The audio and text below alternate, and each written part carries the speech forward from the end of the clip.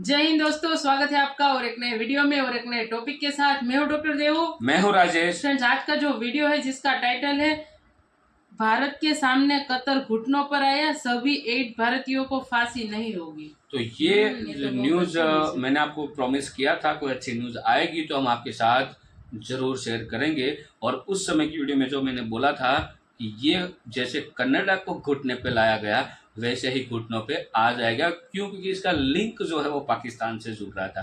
तो वीडियो को दोस्तों लास्ट तक जरूर देखना, अच्छी लगे तो लाइक शेयर आपके फ्रेंड के साथ जरूर कर दीजिएगा। और चैनल पर पहली बार आया, सब्सक्राइब नहीं किया तो सब्सक्राइब जरूर से करें। चलिए वीडियो स्टार्ट करते हैं। कतर में फंसे भारतीय नौसेना के 8 पूर्व अफसरों को लेकर एक बड़ी खबर सामने आ रही। खबर है कि कतर कोर्ट ने मौत की सजा पाए इन पूर्व अफसरों की अपील स्वीकार कर ली है।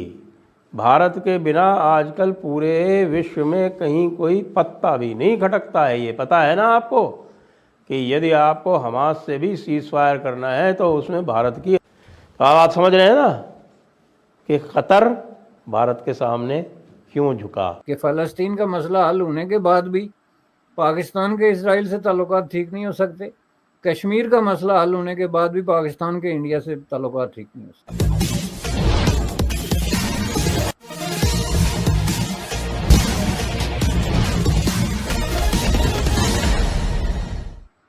कतर को आखिरकार भारत के सामने झुकना पड़ा। बताया जा रहा था कि भारत के 8 लोगों को जो कतर ने फांसी की सजा सुनाई है, कतर उसे माफ नहीं करेगा, लेकिन हुआ उसका उल्टा और 8 भारतीय जो नौसेना से भूतपूर्व अधिकारी के रूप में कार्यरत थे, उनकी अपील मंजूर कर ली गई है। कतर के हृदय परिवर्तन की कहानी सुनते हैं।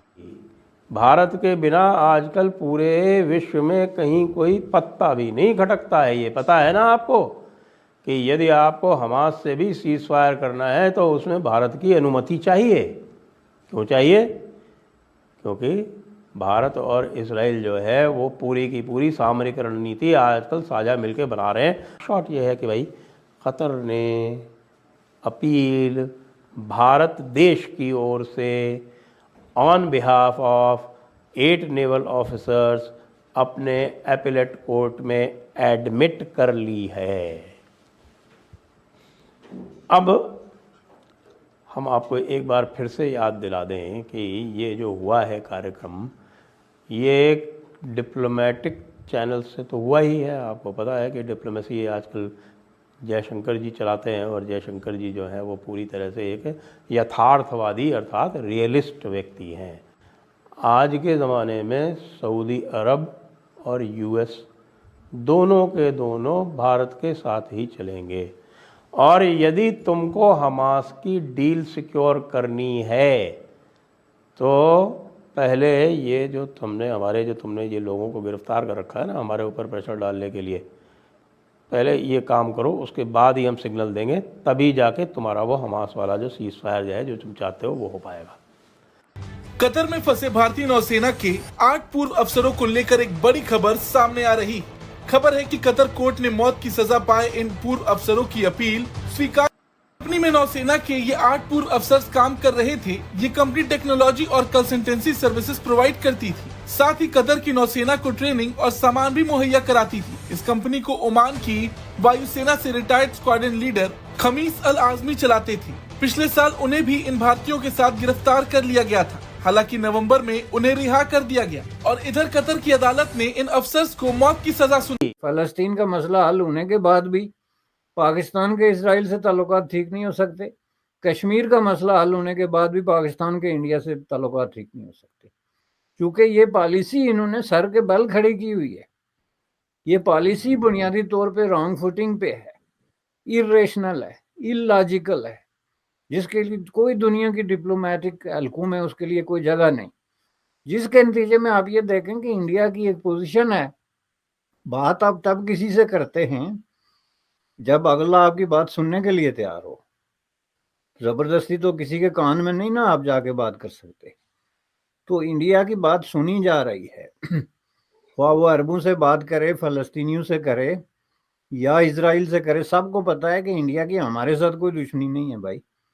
चलो उनकी एक उसूली पोजीशन है, हम उससे डिसएग्री करते हैं, लेकिन एक गैर जानबदार रोल प्ले कर रहा है, मुमकिन है कोई मुस्बत तजवीज़ इसके पास हो।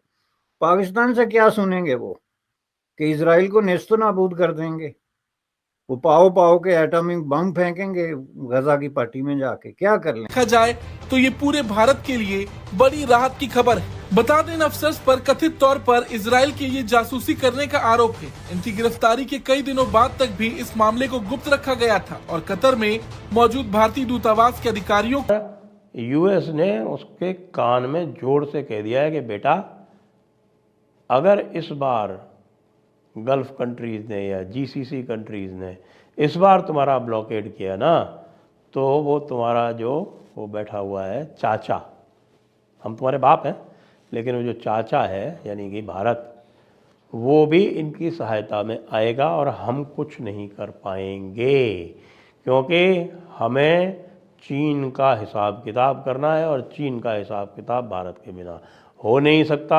हमें हमारी जो लॉजिस्टिक्स की लाइन है, जो सप्लाई लाइंस हैं, उनको हमें चीन से हटाकर रिलोकेट करना है। उसके लिए भी हमें भारत की आवश्यकता है।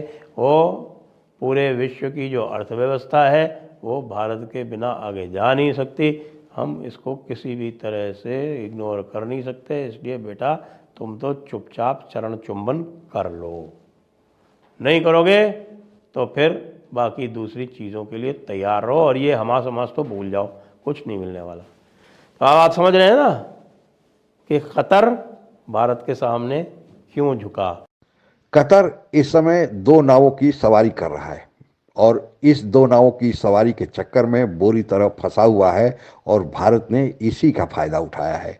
कतर एक तरफ तो हमास की मदद कर रहा है, दूसरी तरफ कतर अमेरिका का भी सबसे घनिष्ठ सहयोगी है और बताया जाता है कि अमेरिका से बाहर अमेरिका का सबसे बड़ा समुद्री अड्डा कतर में ही है।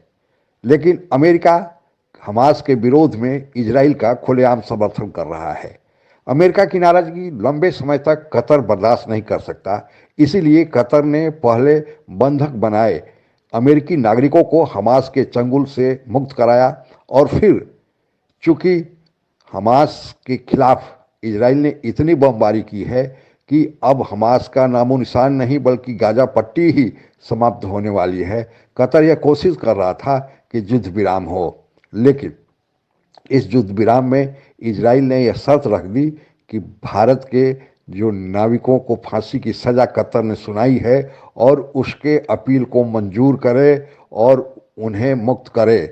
कतर के सामने कोई चारा नहीं था, क्योंकि अगर हमास और इजराइल के बीच युद्ध विराम करना है तो इजराइल की शर्त माननी ही पड़ेगी। इसके पहले भी कुछ 2+2 की जो बैठक भारत में अमेरिका और भारत के रक्षा मंत्री और विदेश मंत्री के बीच हुई थी, उसमें भी यह चर्चा में आया कि अमेरिका अपने असर रसूख का भी फायदा उठाए और दबाव डाले कतर पर कि वह दोगली नीति क्यों चल रहा है और भारत की कूटनीति, क्योंकि कतर का सऊदी अरबिया से नहीं बनता है और हौटी विद्रोही को ईरान ने उकसाया है कि वे भी इजराइल के खिलाफ युद्ध चालू करें और वे हाइटू विद्रोही सऊदी अरबिया के भी खिलाफ हैं, क्योंकि सऊदी अरबिया सुन्नी बहुल्य देश है और हौटी शिया बहुल्य हैं जिन्हें ईरान मदद करता है। ऐसी स्थिति में चारों ओर से जब कतर घिरा महसूस किया और भारत की कूटनीति ने चारों तरफ से कतर को घेर लिया, तब कतर को जो भारत के 8 लोगों को जो उसने बंदी बनाया था और आनन फानन में मौत की सज़ा सुनाई थी और न ही काउंसलर एक्सेस दिया गया और न ही भारत को बताया गया आखिर क्या कारण है कि कतर का हृदय परिवर्तन हुआ और भारत के 8 लोगों को जो मौत की सज़ा सुनाई गई थी उनकी अपील मंजूर कर दिया गया है। थैंक यू दोस्तों, वीडियो को यहाँ तक देखने के लिए। तो समझ में आ गया, जो वीडियो हमने उस समय पोस्ट किया था तब जो वीडियो में बताया गया मेरे को वही बात पे पूरा भरोसा था। उसका रीज़न यही था क्योंकि डॉक्टर एस जयशंकर जो उसका जो दिमाग काम करता है ना, इन लोगों के इनके समझ मैं बोलूँ कि ये इन लोगों को चुल्लू पर पानी पे डूब के मर जाना चाहिए। देते हैं मतलब बिल्कुल, क्योंकि डॉक्टर एस जयशंकर जिसके पीछे पड़ते ना उसकी तो बैंड बजाते हैं, ये पक्का है। दंड भेद इधर उधर सब मतलब हाँ, उन्होंने बोला है कि जब हाँ सक्सेस होने के लिए आपको शाम दाम दंड भेद सब कुछ अप्लाई हाँ, करना वो- पड़ता है और अप्लाई किया गया। हालांकि अभी जो आशिका है वो मतलब एक्सेप्ट कर ली गई है कतर की कोर्ट में, लेकिन अब उसके ऊपर सुनवाई होगी, सब कुछ होगा और बाइज्जत बरी होके हमारे 8 जो नागरिक थे, जो पूर्व हमारे नेवी ऑफिसर थे, वो रिटर्न इंडिया आ ही जाएंगे। और इन सारी चीज़ों में अब पाकिस्तान तो समझ में आ ही गया होगा कि क्या भारत के साथ पंगा लेना कितना मुश्किल हो सकता है, क्योंकि अब देखो भारत कभी नहीं चाहता ये सारी लड़ाई युद्ध वगैरह करना। भारत शांति प्रिय देश है, शांति से और कूटनीतिक तौर पे अब लड़ना अच्छे से जानता है, क्योंकि हमारे देश के पास डॉक्टर एस जयशंकर जैसे रियल हीरो है। हाँ, उसको हम हीरो कहे या जो भी कहे, बंदा जो है डॉक्टर एस जयशंकर जी मतलब A1 है, A1 से ऊपर क्वालिटी में है, ये तो मैं मानता हूँ। क्योंकि जब से मैंने उसे काम करने का तरीका, तौर और तरीका जो देखा है, वो मैंने आज तक किसी लीडर में नहीं देखा। क्योंकि मैंने उसका जो इंटरव्यू देखा था, वो जो बोलते हैं और बोलने में जितने वो पोज लेते हैं और जो वो वर्ड्स बोलते हैं ना, वो वर्ड्स आप कभी नकार भी नहीं सकते। मतलब थोड़े में बहुत कुछ कह जाते हाँ, वर्ड्स बहुत हाँ। कम मात्रा में होता है, लेकिन लेकिन थोड़े उसमें में तो बहुत पूरी कुछ, जानकारी हाँ। आपको मिल जाएगी। तो भाई डॉक्टर एस जयशंकर जैसे लोगों की भारत को बहुत जरूरत है। हम आशा करते हैं कि और भी डॉक्टर एस जयशंकर जैसे लोग भारत में उभर के बाहर आए और देश का और भला हो जाए। तो दोस्तों, इस वीडियो को यहाँ पे समाप्त करते हैं। फिलहाल आपसे विदाई लेते हैं, मिलते हैं और एक नए वीडियो में आपके साथ। टिल देन, जय हिंद, जय हिंद, जय जय भारत। भारत।